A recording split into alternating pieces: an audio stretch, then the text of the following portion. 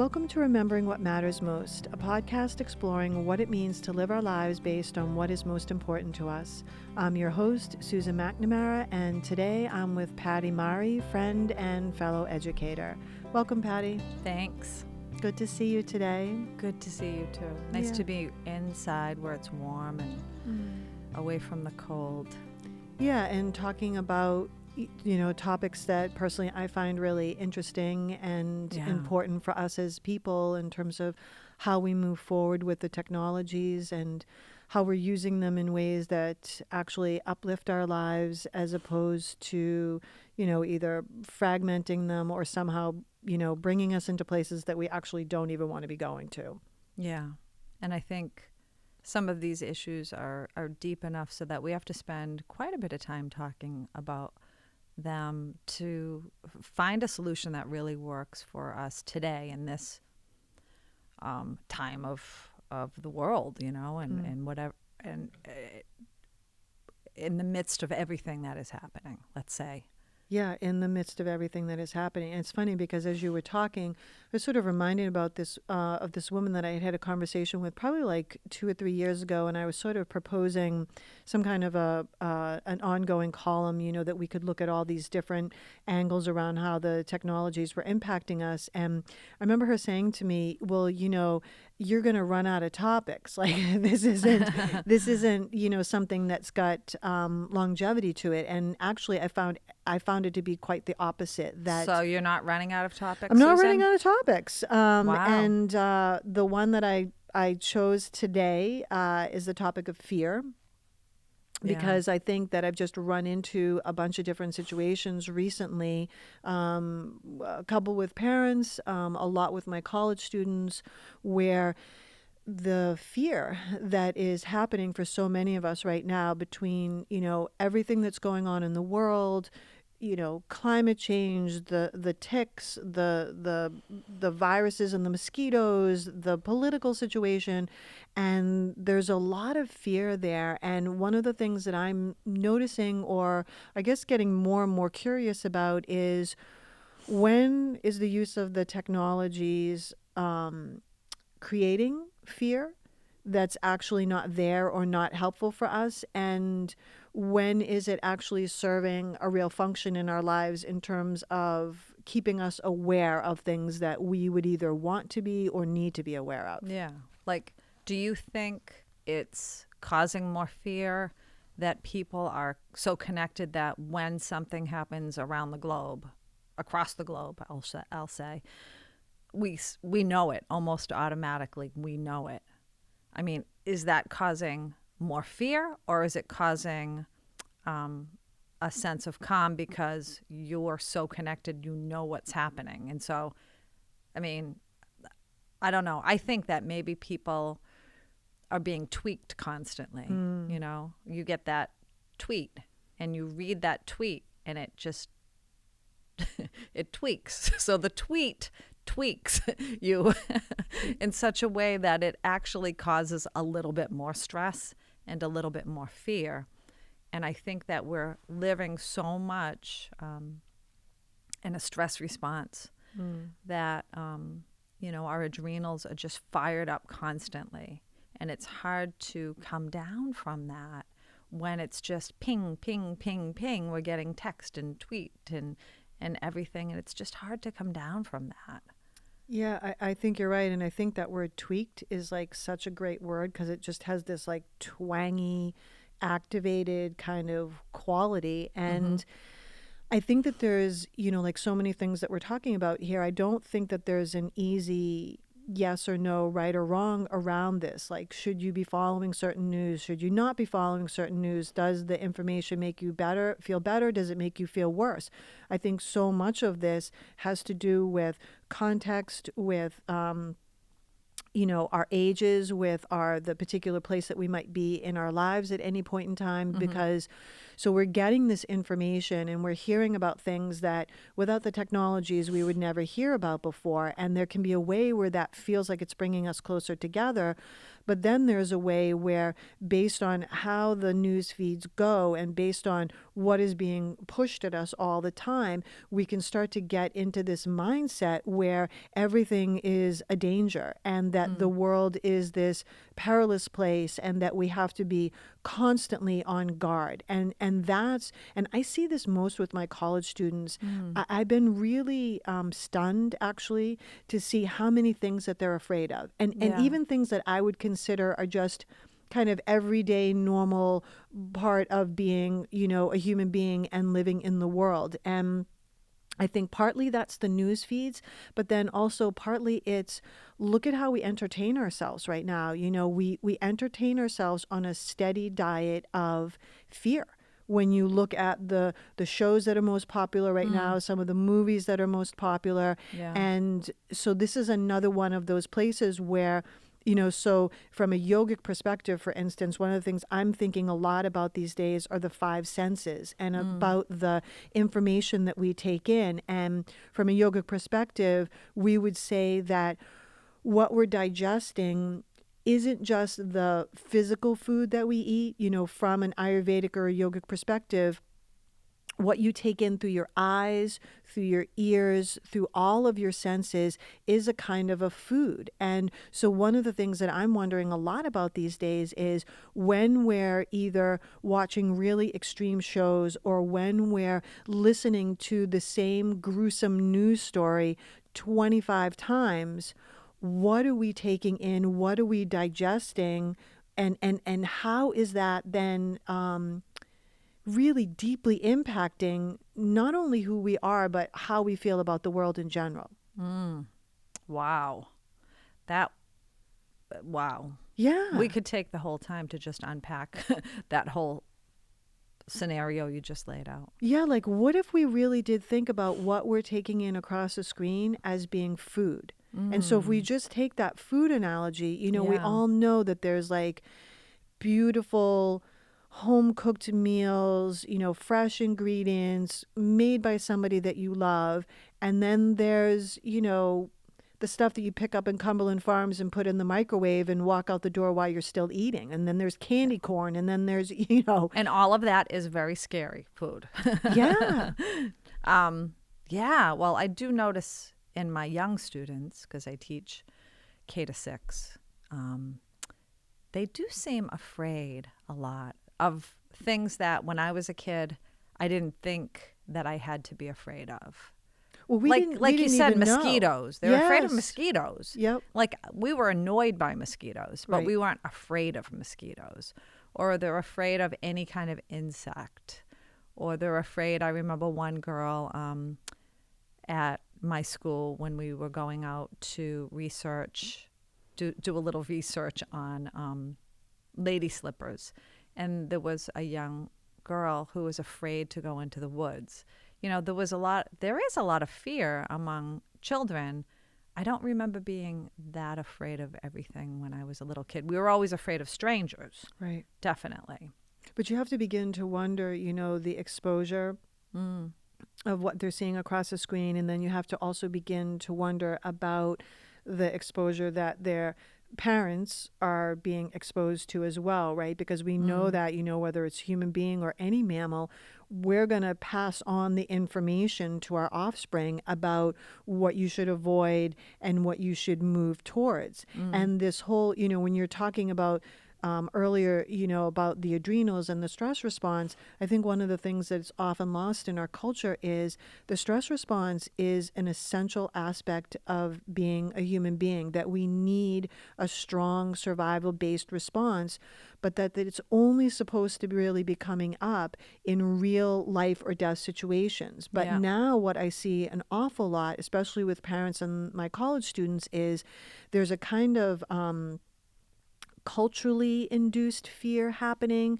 based on what we're taking in across the screens, and then there's like a self-generated fear, so that it's like our biological wires are getting crossed, that we're activating that stress response, that fear response in us when there's not an actual real Right. physical danger. Yeah. And one of my big concerns a lot of times too, when I'm talking to my college students, is you want that system intact so that when a real survival situation comes your way, you're able to like Differentiate exactly. between. Yeah. And I think when we are living in the adrenals, I went to a talk last week by Ray Christ, and he was talking about when we think that we are being threatened, our hormones tell our brain this is one of those fight, flight, or freeze situations. And we then react from the adrenals. It's a brain thing, you know, so we're reacting from a very limited way. It's very guttural. When we're calm and relaxed, we're able to act more from the heart. Like, we can think more higher order kind of thinking. We can think with more compassion and more empathy and more logically when our adrenals aren't all fired up. And so you wonder if we're constantly in a stress response, then can we even differentiate between a real threat and like a perceived threat? You know, like you're watching way too many episodes of The Walking Dead, you know, right before bed kind of thing. Right, or that you're gravitating always to a certain kind of news feed. And this is such an important point, right? That like we're talking about the higher and the lower centers of the brain. And I don't mean that in like a pejorative sense. I mean that like when we're in the lower centers, that's the reptilian brain, the limbic system, that fight-flight response that's so important for us. But when we're in that place, that more animal kind of the brain, we don't have that higher ability, like you're saying, to be in connection, to be coming from a place of more of a heart-based approach. Because one of the things that we know is when you're in a stress response too, when you're in that fear-based place, it becomes a very me versus you kind of mentality. And that's super important when we're in a survival situation, because our systems just want to stay alive. They don't really care about being nice or kind or compassionate. And yet we need that higher order level of thinking in order to, one, be able to be in any kind of decent relationship with one another, to be able to live lives that have meaning and purpose, and most of all, I think, to be able to solve so many of the issues that are facing us right now. But if we keep acting out of places of fear, you know, we just keep getting more and more of the fear. Yeah. Or the anger. I mean, I'm thinking about the very divisive tweets that are going out kind of on both sides of the political spectrum. And when you receive one of those tweets, how much, and I think under the anger, there might be fear, but this side's doing this or that side's doing that. And all it does is really serve to divide us and polarize us in such ways that I wonder if we're ever going to be able to really recover from this and be able to think with that higher part of the mind, you know, that more expansive part of the mind, so that we can solve some of these huge problems we have. Right. Because I really think that in Washington, our leaders are thinking from that back body, those adrenals. Yeah. And from a very old, you know, part of the brain that had to do with survival. And it's me versus them, you know? And I think that a lot of people are coming at life through that lens. And yeah, it's kind of, that's, to me, that's scary. That's what scares me, because, I'd love to see some of these huge problems we have in the world solved, like climate change and, you know, species going extinct and, you know, just recycling, for God's sakes, you know.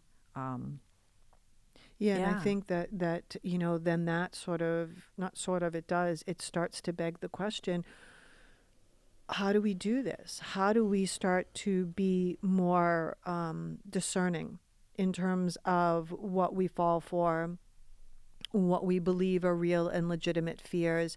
And so, one of the things that I would say to our listeners that's always such an important thing is to be so aware of when you're watching something.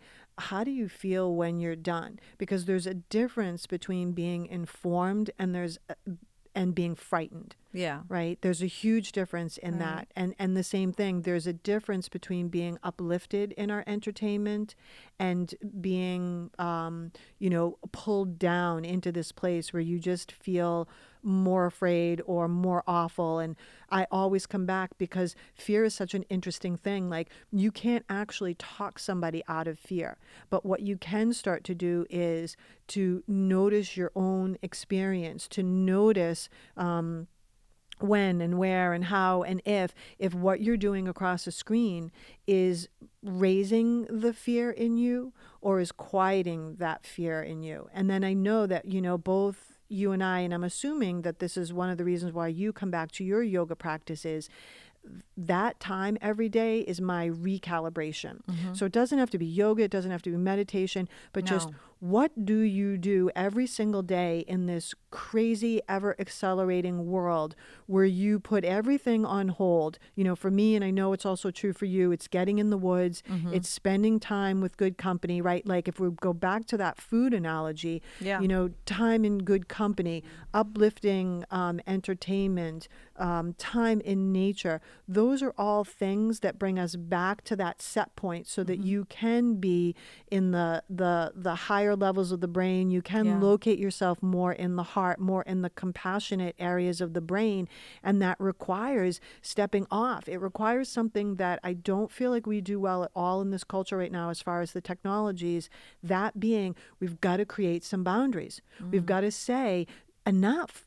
Like, how many times do you actually need to watch the same gory news story? Like, how many different angles do you need to hear about that? Like, if you're someone who feels like, for whatever reasons, you need to hear all of the news that's out there, how many times do you need to hear that story? Like, isn't once enough? Well, kind of reminds me of when there's a big weather system coming along. Oh, And like the hurricane, or we have a big weather system coming toward the United States. It really does get kind of scary when you're watching the weather forecasters and you're watching that system come toward, say, Florida, and you have family there, or maybe you live there yourself. It's really scary, and it's constant. It's just repeating, and like you said, different angles of the same news. And then it ends up where, this is the funny thing, that it ends up like missing the United States entirely and going out to sea. But we can't get that time back. right. Yeah. And we like, have been, it did scare us. yes. It did tweak us, to go back to that analogy again. Our adrenals did fire up. It did, maybe take some time off of our own longevity, because when we're under stress like that, it takes time off of our lives. It takes quality out of our lives. And I also like what you said about the food thing, because it's kind of like when you eat too much of, for me, it's potato chips. I'm just love potato chips. And so I'll eat like a whole bag, I'm not proud to say that, but every now and then, like you kind of lose control and you eat way too much of something, and then you feel, oh. Same thing with news, right? When we binge on this bad news or whatever it is, we feel terrible. So it's kind of like that same thing. We've got to learn how to tease it out and figure it out and make better choices for ourselves, Yeah. I suppose. Yeah, and I think the weather is that's like, actually I have to tell you, it's like a personal pet peeve of mine, because I feel like right now the weather is represented like it's a serial killer. Yeah. Like everything, if you look at the news, everything, it's dangerous, it's working people up, it's making you feel like you can't possibly go 5 seconds without checking it again. And for me, what I can't stand about that again is the way that it creates a very particular spin on a very natural thing. The weather is the weather. It's not trying to be dangerous. It's not trying to harm us or kill us or hurt us.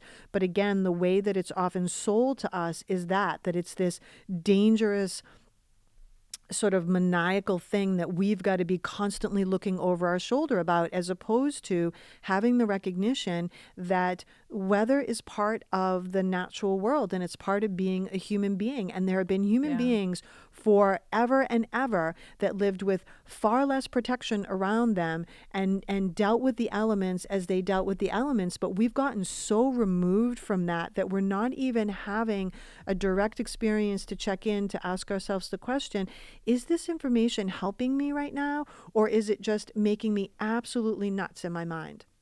Well, I think part of that too, for me anyway, is the idea of climate change and that weather is getting more extreme.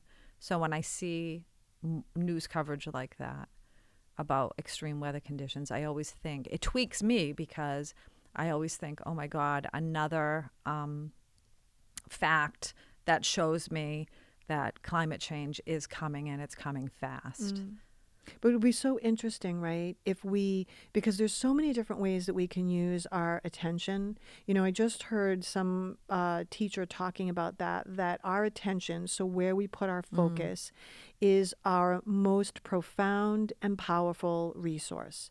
And if we just take what we've been talking about here and see the way how often we take our precious attention and we focus it on super extreme, super outrageous, super fearful things, what are we really doing? Like, are we forfeiting somehow our most precious and powerful resource? And so what it makes me wonder about, again, is what if, right, instead of hyper-focusing on the dangers, what if we were taking our attention, recognizing the reality, okay, so things are changing around us, but without putting that like super hyper spin on it, now how are we going to approach this? Because the fear-based thing, it's never going to be what gets us out of the predicaments that we're in right now, because I feel like we end up wasting a lot of our energy. We get super extreme. And then what often happens too is people just sort of collapse out of, apathy, or almost like that freeze response. Yeah. So how can we, especially because we're living in the attention economy. Everything is built right now to grab and hold and take our attention away from us. And part of what's happening is fear is being used to keep our attention locked onto different things. So I'm just going to propose, as we're starting to come to the end of our time here together, that everybody out there, you spend even if it's 40 seconds every single day, putting your attention on what you do want, putting your attention on something positive. So whether that's, sitting over a cup of tea as you look at a tree outside your window, going for a walk in the woods, recognizing, what's really wonderful and beautiful and hopeful in your life, but just some part of every single day to reclaim your attention, to pull it back off of that edge of fear, and to really make a solid and strong choice about where you're going to focus your attention. Yeah. And thinking about like an issue like climate change or recycling, what is one step I could take to empower myself to make one positive change toward the thing that I'm most fearful of? Yeah. Right? So put your attention there. Yes. Put your And attention that's a on really what you want. very good point you brought up about fear being like a commodity that people are using to get our attention, because we have so many things we could be putting our attention on. And I had never heard that. Yeah, well, fear. I've just been paying attention to it because it's such a primal biological button that it feels like it's literally impossible to ignore fear. And in a survival in the wild, that is an absolutely legit important thing, right? That you would never want to just be like, oh, whatever, when your fear buttons went off. But what we've got to now do is we've got to start to be able to figure out how to make that distinction between when is this a real survival-based situation and when are my fear buttons being manipulated. And the only way that we're going to be able to make that level of discernment is you have to pull out of all of the noise on a regular basis, spend time with yourself, spend time in nature, in good company, Spend time with your own thoughts so that you get a sense of, is this a real and true thing, or are my fear buttons basically being manipulated somehow? And it's almost like a technology knowing how your brain works. It was yeah. And this is something I got from Ray Christ, his yoga class I took the other day at Kripalu, that he talked about yoga as a technology to help us lead better lives, because if we can come at our lives from a calm and centered place, then we won't be living so much in that stress response. And we will be able to think our way out of some of these bigger problems that we have. And I love that idea that something so ancient and so simple can be thought of as a technology. And it really is. And we need other technologies like that too. We also need to know how our brains work so that we can see when we are stuck in a stress response and how we can get out of it. And it ain't easy. No. When you are in a stress response, it ain't easy even if you know the tools. Yeah. So the more we practice with those, mindful breath, embodiment, getting into your body and out of your head, leaving the distraction of the screens behind and doing something else for a while, looking at a baby, listening to music. There's so many different ways we can come into our own yogas. It doesn't have to be the kind of yoga we do that uses breath and movement on the mat, but whatever your yoga is. Yeah. People knit, Yeah, so whatever your yoga is, whatever that means for you, we're just going to really encourage everybody out there.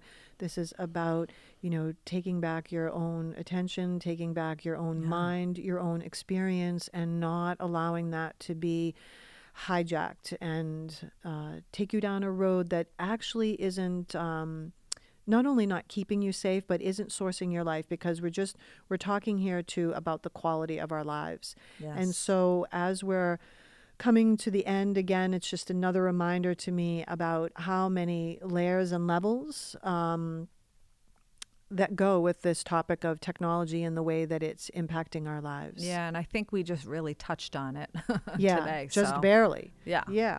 So as always, when we can remember what matters most, we create lives that we can feel good about and that serve as a contribution to the world. So Patty, if you'd like to tell everybody how they can get in touch with you. So you can email me at pattypraymari@gmail.com. That's PATIPRAYMARI@gmail. Or visit my webpage, which is naturewithinyouyoga, all one word.com. And if you'd like to hear more about what I do, please go to thefarm@avalon.org, and you have to spell out the AT. And I also write a blog on kids and technology, things about the body, nature. So if you'd be interested in that, you can go to medicineforthepeople.com, and 4 is the number 4. So until next time. Thanks, Suzanne. Thanks, Patty. Take care, everybody.